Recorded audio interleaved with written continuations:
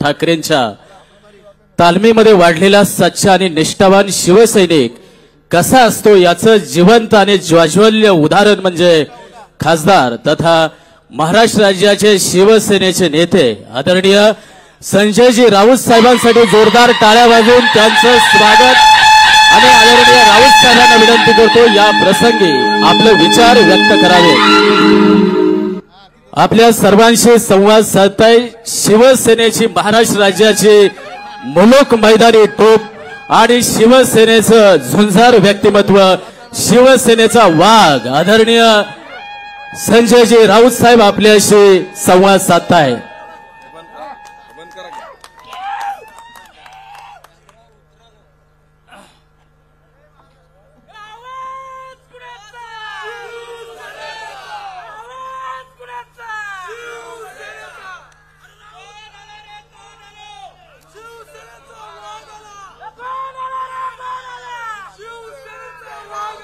या ऐतिहासिक पवित्र भूमीत ही एक निष्ठावंतांची महासभा होते। व्यासपीठावर उपस्थित असलेले आपल्या सगळ्यांचे आदरणीय देशाचे नेते शरदचंद्रजी पवार, खासदार आमच्या भगिनी सुप्रियाताई, संग्रामदादा थोपटे,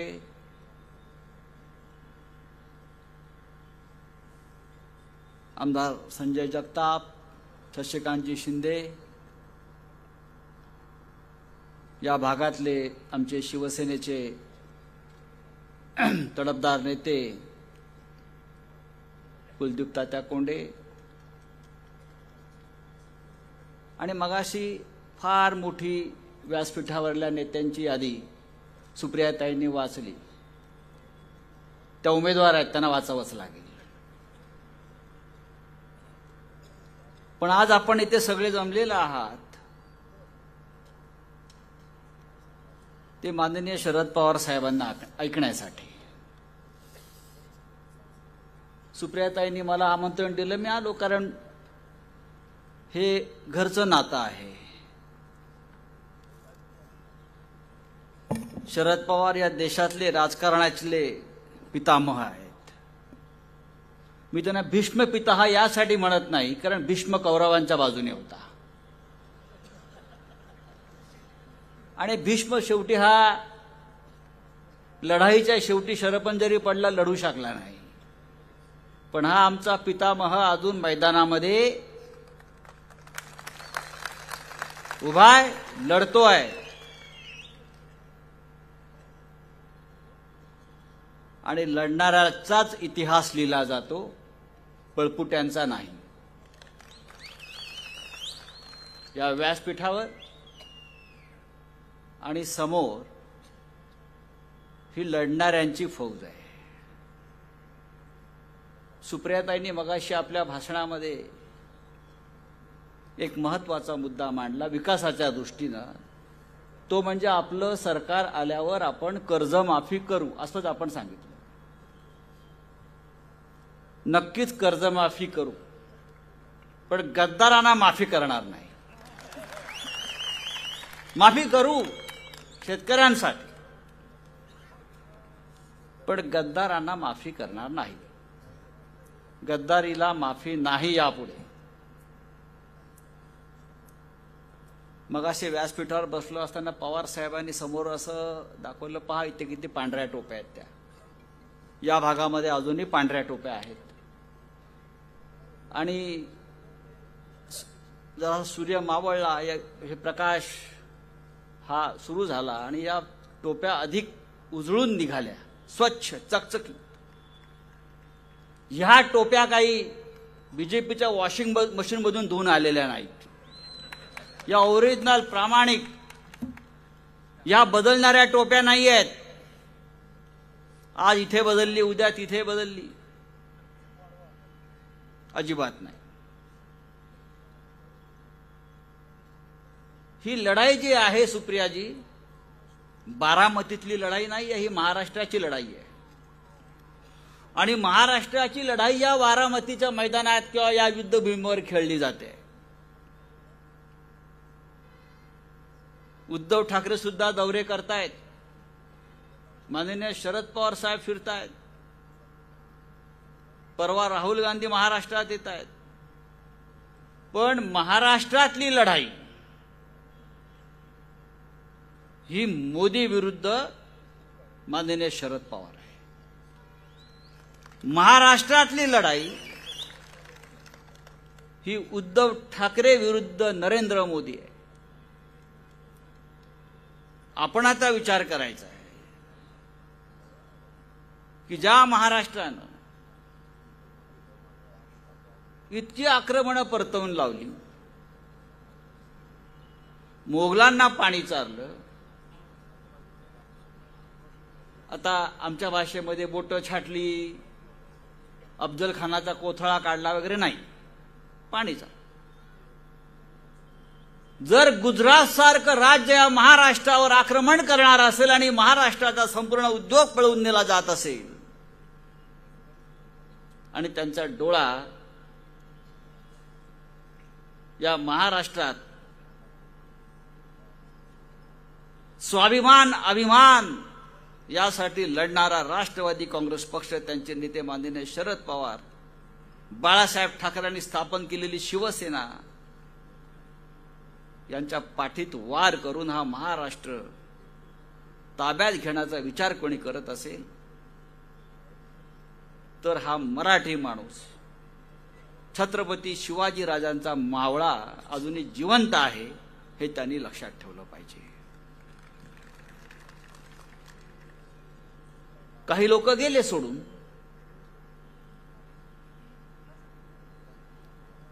अजूनही जातील, पण ज्यांनी त्यांना आमदार बनवलं, खासदार बनवलं, मंत्री बनवलं, ती जनता आणि ते माननीय शरद पवार साहेब अजून इथेच आहेत, लक्षात घ्या. सुप्रियाताई, चित्र असं आहे महाराष्ट्रातलं, आकड्यात मोजू नका वगैरे ठीक आहे. परवा अमित शहा आले आणि काय म्हटले, यावेळेला महाराष्ट्रामध्ये मिशन 45. मिशन 45. मिशनच्या गोष्टी तुम्ही करू नका, तुम्ही कमिशनच्या गोष्टी करा. तुमचा पक्ष कमिशनवर पोचलेला पक्ष आहे. आम्ही मिशनवाले आहोत. आमचं मिशन आहे या राज्यातली प्रत्येक जागा महाविकास आघाडी म्हणून आम्ही जिंकू. या राज्यातला प्रत्येक उमेदवार हा महाविकास आघाडीचा आहे आणि त्या प्रत्येकाच्या मागे हे तीनही पक्ष ठामपणे उभे राहतील आणि त्या पद्धतीने आम्ही काम करतो. 45 पार काय 4-5 जिंकल्या तरी पुरे, लाज राहील. देशाचे प्रधानमंत्री म्हणतात अब की बार 400 पार. क्या आपका बाप का राज आहे क्या? याच्यावरती आमची गोष्ट नाही. आपकी बार 400 पार, आपकी बार भाजपा तडीपार. तडीपार. तुम्ही आम्हाला तडीपारीच्या नोटिसा देता आमच्या कार्यकर्त्यांना. तुम्ही आमच्या नेत्यांना, आमच्या सहकाऱ्यांना ईडीच्या, इन्कम टॅक्सच्या, सीबीआयच्या नोटिसा देता. पण ही जनता 2024च्या प्रत्येक निवडणुकीत भारतीय जनता पक्षाला तडीपारीची नोटीस दिल्याशिवाय राहणार नाही. अशा प्रकारचं वातावरण या महाराष्ट्रामध्ये आहे की नाही? आहे. विकासाच्या नावाखाली लोक सोडून गेले. विकास कशाला जातो रे तू? विकास करायला जातोय. भारतीय जनता पक्ष जगातला सगळ्यात मोठा पक्ष म्हणे. नरेंद्र मोदी विकास पुरुष, अमित शहाला विकासाची कितीतरी महान दृष्टी, पण विकास करायला लागतात काँग्रेसची माणसं, राष्ट्रवादी काँग्रेसची माणसं, शिवसेनेची माणसं.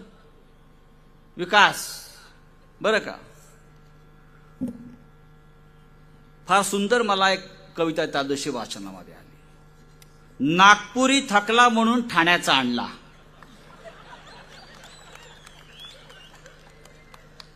नागपुरी थकला म्हणून ठाण्याचा आणला, त्याच्याकडून जमिना म्हणून बारामतीचा बघितला.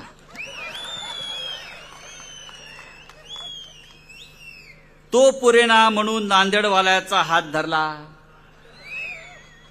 बघू आता तरी कमळाबाईच्या पोटी विकास पैदा होतो का. अरे स्वतःला होत नाही,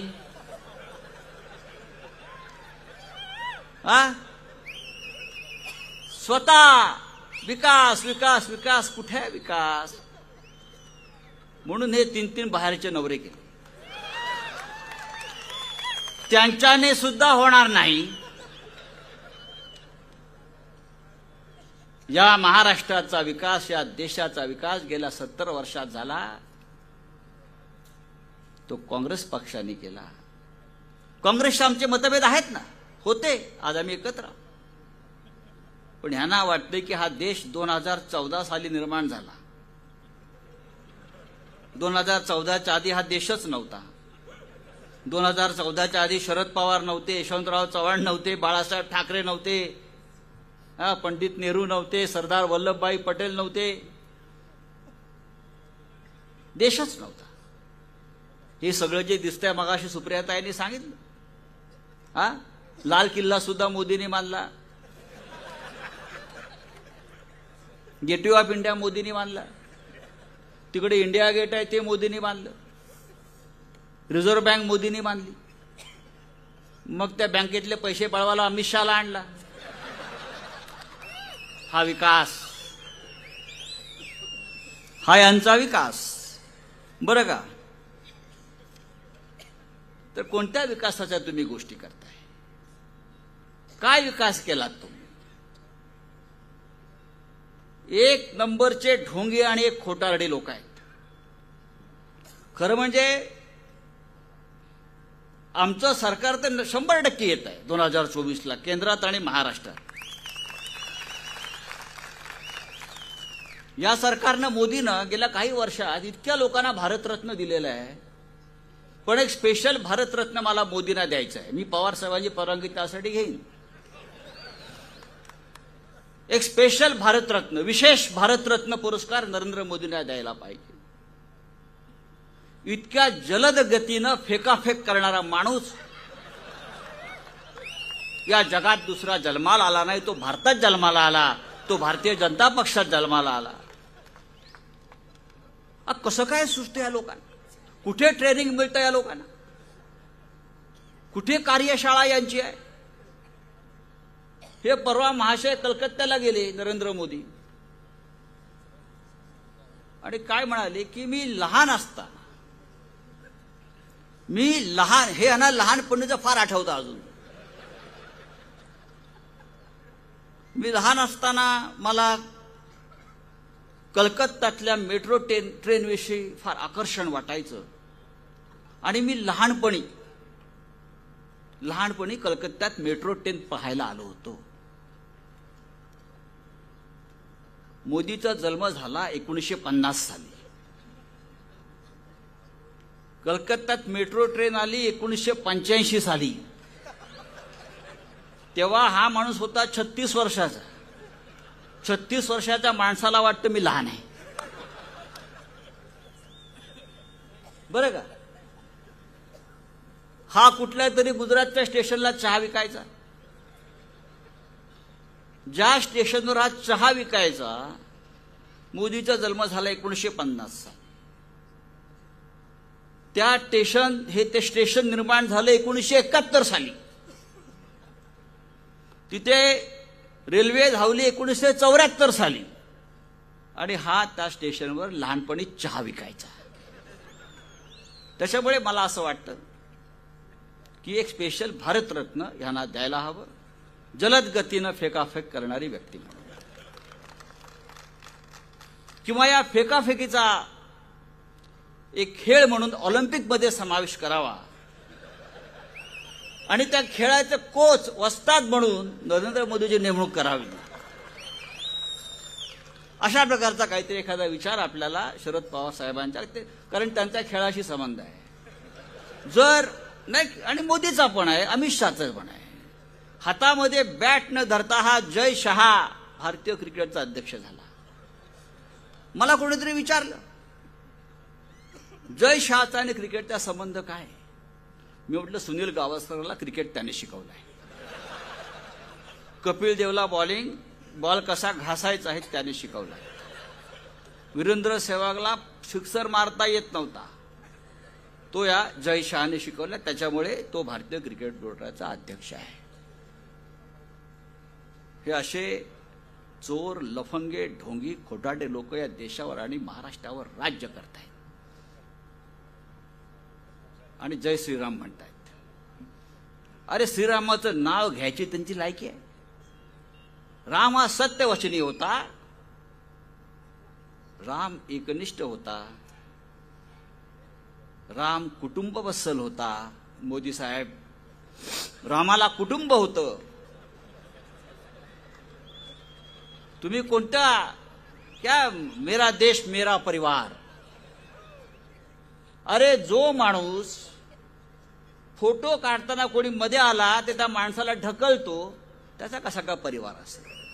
तो मध्ये येणारा आपल्या मंत्र्याला ढकलतो हार घालताना, तो त्याचा परिवार होऊ शकत नाही. ते देश त्याचा परिवार कसा होणार? हा परिवार, हा शेतकऱ्यांचा परिवार. शेतकरी आत्महत्या करतो. या महाराष्ट्रात गेल्या 10 वर्षामध्ये हजारो शेतकऱ्यांनी आत्महत्या केली. हा त्याचा परिवार नाहीये. हिंदुत्व. काश्मीरमध्ये हजारो काश्मीरी पंडितांना आम्ही परत त्यांच्या घरी पाठवू असे आणि वचन 2014ला दिलं आणि मतं घेतली. आजही काश्मीरी पंडित हे निर्वासितांच्या छावण्यामध्ये जगतायत. त्यांचा आक्रोश त्यांच्यापर्यंत जात नाही. हे काश्मीरी पंडित त्यांच्या परिवारात नाही. मणिपूर पेटलाय. हजारो महिलांची तिथे नग्न धिंड काढली जाते. लोकांना रस्त्यावर गोळ्या मारल्या जात आहेत. त्या मणिपूरला कधी त्यांना जावं असं वाटलं नाही. त्या लोकांचं दुःख समजून घ्यावं असं वाटलं नाही. मणिपूरची जनता त्याच्या परिवारात येत नाही. हजारो जवान गेल्या 10 वर्षामध्ये शहीद झाले. काश्मीरच्या खोऱ्यात, अरुणाचलच्या खोऱ्यात, लडाखमध्ये. ते जवानांचं कुटुंब त्याच्या परिवारामध्ये येत नाही.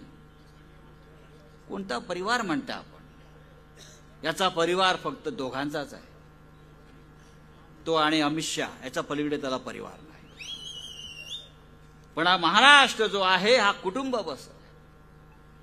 बाळासाहेब ठाकरेंनी जनतेवर कुटुंबासारखं प्रेम केलं. पवार साहेबांनी कुटुंबासारखं प्रेम केलं. आम्हाला परिवारावर बोलण्याचा अधिकार आहे. एक राज्य या महाराष्ट्रात चालवलं जात आहे. घटनाबाह्य सरकार चालवलं जात आहे. बेकायदेशीर सरकार चालवलं जात आहे. सरळ सरळ पक्षांतरबंदी कायद्याचा मुद्दा पाडून एक सरकार चालवलं जात आहे. जी शिवसेना बाळासाहेब ठाकरे यांनी स्थापन केली, महाराष्ट्राच्या अस्मितेसाठी, मराठी माणसावरील होणाऱ्या अन्यायाच्या विरोधामध्ये, जो राष्ट्रवादी काँग्रेस पक्ष माननीय शरद पवार साहेबांनी स्थापन केला, एका अस्मितेच्या विचारातून शेतकऱ्यांसाठी, कष्टकऱ्यांसाठी. ते पवार साहेब इथे समोर बसलेत निवडणूक आयोगासमोर. सुनावणी सुरू असताना निवडणूक आयोग बघतोय की पक्षाचे अध्यक्ष समोर बसलेत. आणि निर्णय काय? तर राष्ट्रवादी काँग्रेस अजित पवारांची, शिवसेना यांची.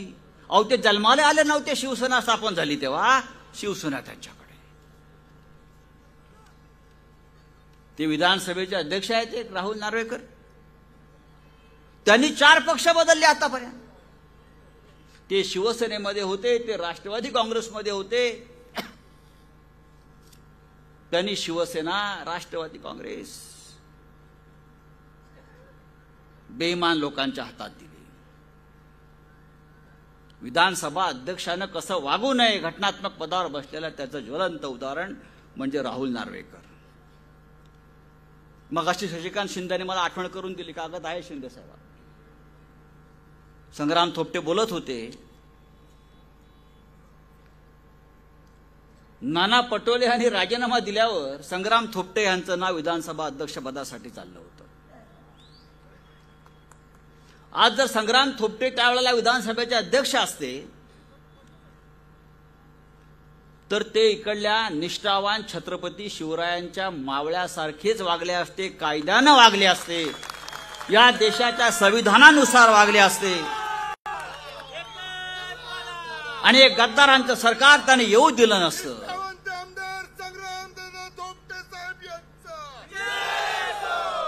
कारण ही भूमी निष्ठावंतांची आहे, भूमी छत्रपती शिवरायांची आहे. आणि त्या मातीतला माणूस जर त्या खुर्चीवर त्या वेळेला बसला असता तर महाराष्ट्रावरती हे अशा प्रकारचं दळभद्र राज्य कधीच आलं नसतं. याच भूमीमध्ये स्वराज्य स्थापन झालं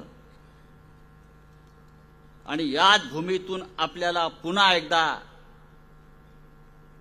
नव्या स्वातंत्र्याची लढाई लढायची आहे, छत्रपती शिवरायांच्या साक्षीनं. आणि मला खात्री आहे ज्या प्रकारचा उत्साह आपण दाखवताय, ज्या प्रकारच्या निष्ठा आपण दाखवताय, ज्या प्रकारे आपण माननीय शरद पवार यांच्यावर श्रद्धा दाखवताय, शिवसेना असेल, काँग्रेस असेल, आम्ही सगळे या लढाईमध्ये पवार साहेब आपल्या पाठीशी ठामपणे उभे आहोत.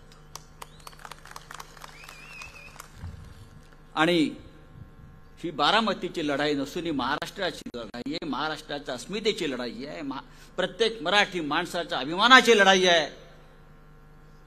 संयुक्त महाराष्ट्राचा काळ आपण पाहिलाय पवार साहेब. त्यावेळेला ज्या प्रकारचं वातावरण या महाराष्ट्रामध्ये होतं की प्रत्येक महाराष्ट्राच्या गद्दाराला गाडण्याचं काम तेव्हाच्या मराठी माणसानं केलं आणि या महाराष्ट्र निर्माण झाला. आज तेच वातावरण या राज्यामध्ये आणि महाराष्ट्रामध्ये, आणि आपण सगळ्यांनी शपथ घेतली पाहिजे की महाराष्ट्रावर येणारे आक्रमण आपण परतवून लावू. आणि सुप्रियाताई, आपण या देशामध्ये सर्वाधिक मताधिक्यानं निवडून येणार आहात आणि त्यासाठी इकडला आमचा प्रत्येक शिवसैनिक कामाला लागेल. संग्रामदादा थोपटे, आपण आहातच, ही जबाबदारी आपण घेतली पाहिजे. इतकंच मी सांगतो आणि तूर्त आपली रजा घेतो. जय हिंद, जय महाराष्ट्र.